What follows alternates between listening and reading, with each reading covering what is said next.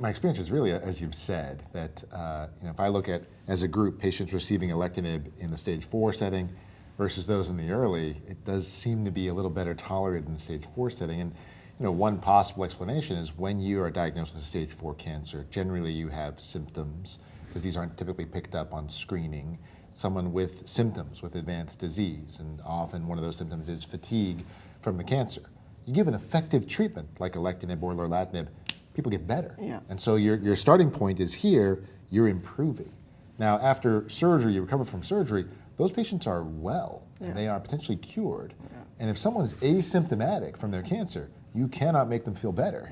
Yeah. You can make them feel worse, and we often will do. And so that degree of fatigue, it still may be causing the same amount of fatigue, but if you're starting with no fatigue, now you're in the minus. If you're starting with a lot of fatigue, maybe now you're in the plus. So I think that is something I've noticed as well, and I would say, I have to look at my data, but I would say my dose reduction rate is probably higher in the early stage than in the late stage. The adjuvant setting, you mentioned duration as well. And with Alina, it was 2 years, as you mentioned, arbitrary. With Adora, it's 3 years, also arbitrary. And there are some that might say you need to stay on for longer. Laura, we're asking someone to take 8 pills a day for 2 years. Is that something that people are going to be very hesitant to do? And is 2 years too long to ask for a therapy like that? I think it really depends on the patient. As you said, some patients might think, I'm cured, why do I need to take all these pills every day? But I think a lot of patients also, never want to do that again. And so they are willing to do whatever it takes and to take the pills and to tolerate some of the toxicities. Again, I think maybe the threshold there of what is considered tolerable is a little different for those patients compared to maybe the metastatic setting. But it can vary across the board. But I think generally patients, if they're taking it and they're tolerating it well, will probably want to stay on longer than 2 years. Oh, so maybe the other way around. Mary, do you ever see that where people are hesitant to stop? Yeah. I think it's a whole learning space for all of us, isn't it? But absolutely. Patients don't want to stop because it's working. Because it's working, and they're fearful, aren't they? I say fearful, understandable. But it's probably much more worrisome for the fear and the uncertainty of what their life will be if they do stop these cancer drugs that are we do see things them. away. Absolutely. Yeah. Shirish, we're giving treatments. We talked about monitoring for side effects, monitoring for labs. Can you just briefly, in the adjuvant setting and in the metastatic setting, we're ordering scans to monitor progress, to watch for recurrence. What's your schedule there? How are you monitoring? My sort of monitoring schedule, I don't know at the present time at least, is different for ALK-positive lung cancer than I would for any adjuvant therapy. But sort of monitoring with scans every sort of 6 months, 4 to 6 months in the first year, then every 6 months for the second and third year, and then sort of yearly. 2 things I think are, I don't do routinely brain scans in patients who don't have ALK or EGFR lung cancer in the adjuvant setting. There's no data, but I'm doing brain scans in these patients, not necessarily at every time I do CT scans, but I sort of do some sort of surveillance of the CNS. And I think that that is one thing that is one of the concerns for me as a provider, because I have seen, at least in stage 4 disease, brain recurrence occur even 6-7 years later when other sites of disease is controlled.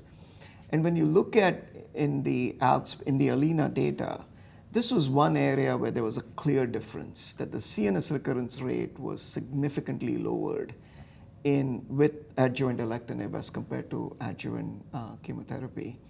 So I do brain surveillance, and that is one reason also where I myself as a provider is somewhat reluctant to stop in these patients, because I just don't have tools to understand who is at risk for developing not just recurrence, but particularly CNS recurrence, and who is not. And I think this is, there's a lot of needs still in advanced stage disease. I think this is one of our urgent needs in early stage disease in ALK-positive lung cancer, is to, whether it is minimal residual disease assessment or other such tools, to truly understand who is in need of adjuvant therapy, because not everybody is in need of adjuvant therapy. Who's already cured? Cured. Who can we spare other therapies completely? And then could it be a tool to understand what is the length of time that we should be doing this? I mean, we're doing this completely blind right now, and as much as we are excited about the adjuvant data, in some ways, as we get excited about that data, it does bring out certain frustrations as to, okay, we still don't know a lot of different things as to, whether to give chemo or not, whether to give, I mean, yes, we tend to do chemo, but, that's based not on data, that's based just on extrapolation from other subsets, and then the length of time of treatment. Laura, patients generally okay with doing scans that frequently? I think so. There's a lot of scanxiety, as we call it, the anxiety related to scans and waiting on those results. Sometimes a patient might have a scan, they may not see us for another week. And in today's day and age with the portals, everybody has access to their own reports, and whether or not the patient reads those reports is often dependent on the patient. And it can be very stressful for them to be waiting for those results. And even if they see the report, maybe there's something we need to check with our radiologist about. Maybe it's not exactly what we're seeing on the images, and just needs a little bit more digging to go over before we can really talk about what those results are with the patient. So I think there is a stress level around scans, but I think patients are often wanting to know what's going on and wanting to have those scans for some kind of reassurance or guidance in which direction this is going. Mary, similar experience? Yeah, absolutely. And I think it's absolutely right. Scan anxiety is real, will always be real. And I think the challenge for us in our healthcare systems that we work in is how can we get the scan, get it reported and see the patient in the shortest time frame possible.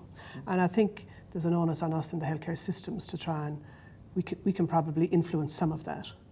Yeah, we have to do our best to really minimize the anxiety. It's a big impact on quality of life. Huge.